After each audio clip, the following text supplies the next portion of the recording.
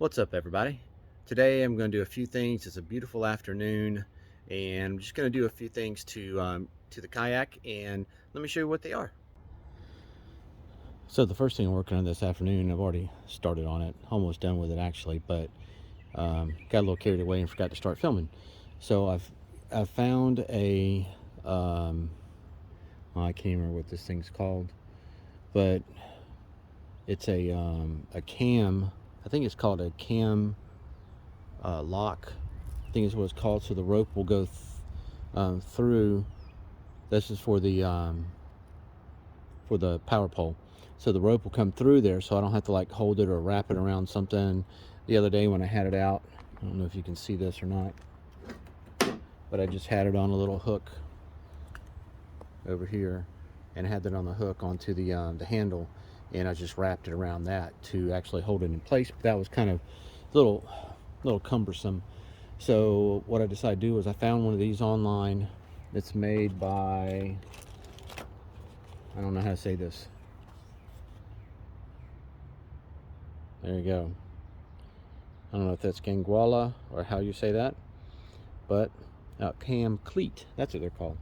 Anyway, so I bought it online. I think it was about 14 bucks or something. I couldn't find anything in town, although I didn't actually look at like kayak accessory places. I was just looking at your regular places that had water sports equipment. So we're going to give this a shot. It has bolts that go through, so I've got to get the nuts on the other side of that to hold it in, although the hole I drilled was pretty tight. I just don't want to take a chance since there's going to be a lot of pressure on that. I'm going to get the bolts on. I actually am adding some lock washers to it also, which did not come with it, but just the bolt and the nut. So I'm going to add some lock washers to it. Hopefully my arm will bend in the correct direction and I can do this. Let's see here.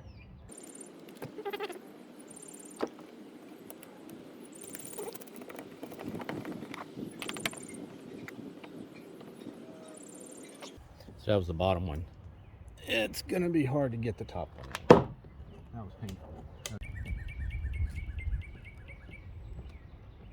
Hold on. Where'd it go? Oh,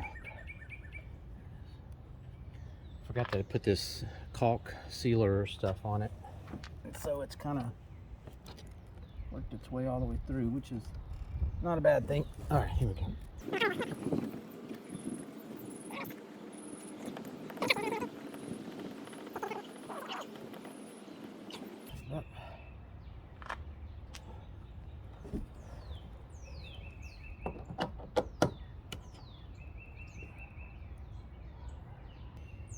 I'll show you the idea behind it. I think you guys probably know what I'm talking about, but let me get my line.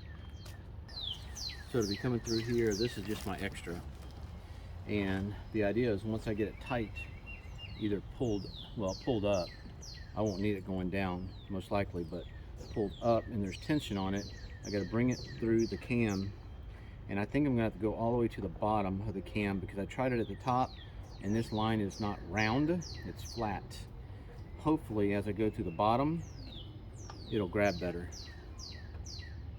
And it looks, it might grab good enough. I may have to put a knot on the end of my line just as a safety feature, that once it is pulled up, I'll tie a knot at the right distance just to make sure, at least a few inches over. See, it'll slide through this way great, and then the idea is that it'll grab it on the way back so it'll lock in place. So it looks like it's going to work pretty good. It's just this line is flat. I changed my line because the other line, which is the same as this, if you can see this, it wouldn't fit through the small hole that I used when I had to add something to the other side. And I'm just going to go with this one. All right, so we're going to pull it up. I've got the cam lock deal. It's replaced. I don't have my top on my case, so it'll be a little wobbly at first, but then it'll pull up pretty nicely straight.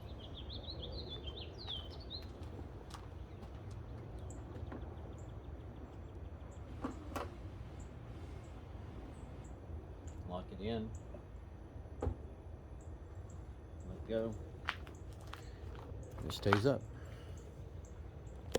I put a knot in it right here just in case, but I couldn't put it too far close. I was going to put it right next to it, You see how it's holding it in from that angle there, and it's all the way up. So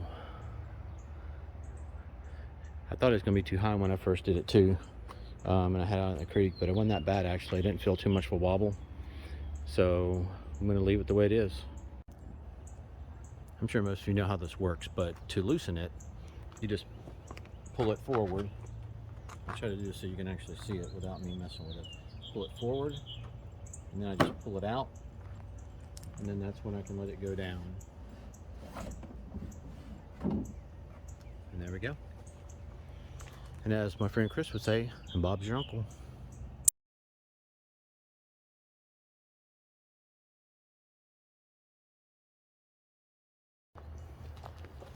Okay, so I bought this battery box a while back. Well, that's what I was going to use it for this battery. And just so I'd have one in here. This one fits in here nice and easy. But in order to wire kind of everything up with this, I'd have to have, I mean, I could still drill holes and all that kind of stuff and wire one in here. I'll show you how it folds up.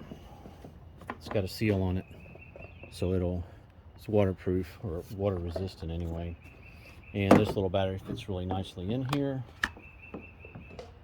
I'd put some foam or something around it, you know, to keep it from moving around.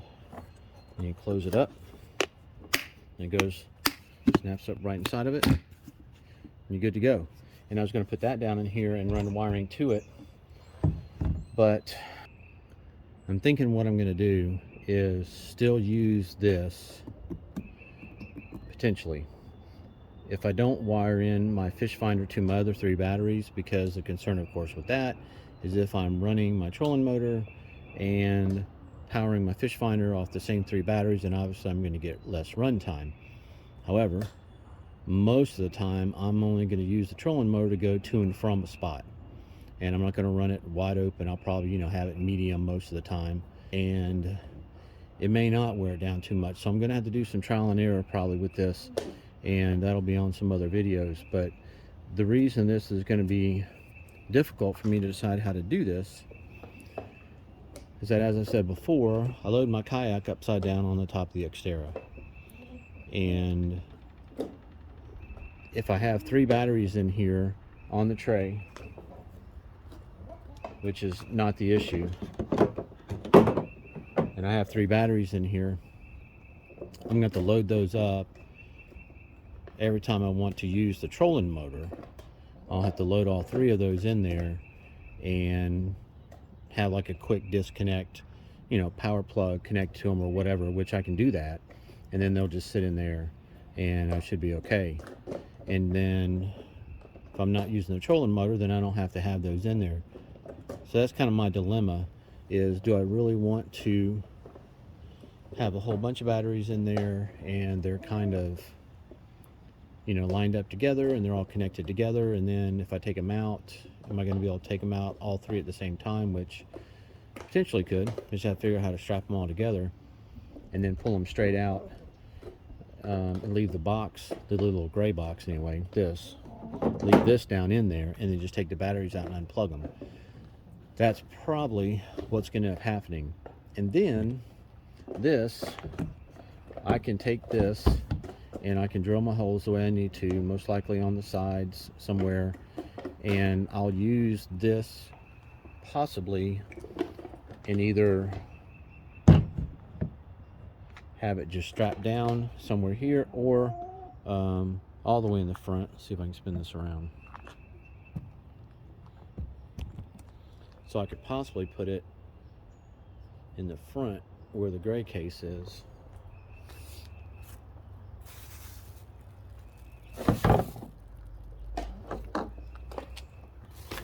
Up underneath the bungees. That could potentially work.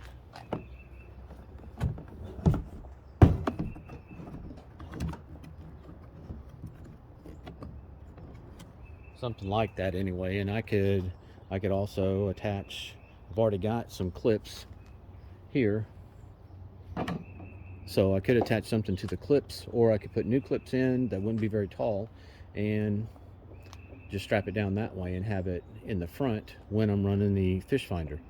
And then the fish finder will be mounted up here in the no, actually, I think I may have showed this before. I think I'm going to mount the fish finder right there on the side, and instead of running power down through this, which is probably the easiest way, over to a battery, I'm potentially going to just run it straight up to the box. Still haven't decided yet. I could still mount it here. I can run some wire down and then down and around to here and have the battery somewhere over there, the battery box. But I don't know if I want to mount it right there or not. Haven't decided. That's going to be on a future video. But if you have any comments about that and what you think would be best, I've thought about putting that battery box in here along with the other one, and then I can just disconnect it, pull the whole thing out when I'm not using the fish finder. But I thought it'd be easier if I got the fish finder here and I still have to, you know, take this off, and I'll have to take that off when I put the kayak on top of the vehicle. It's not like it's going to stay inside the hull anyway. I can't leave it in the hull because it's just too much. It'll flip over, it'll do whatever, and unless I put the kayak on top of the Xterra with just on the bottom first, which again, I don't want to do that. If I did that, I would probably mod some kind of PVC kind of frame thing so that it would sit flat and not rock back and forth, because even right now, even though it's kind of flat, it still rocks back and forth a little bit on the, I just got on the sawhorses, but I haven't decided exactly how I'm going to do that. I think I'm going to have to do it where I just take stuff in and out, and it's just going to be a little bit time consuming. But if you have any comments on that, let me know. All right, well, that's it for today. It's starting to get a little dark and it's getting a lot cooler. Hopefully I'll be able to get out this weekend and do a little fishing. If not, if the weather's not conducive, then I'll just do some more work on the kayak, and we will see you out there, hopefully on the water.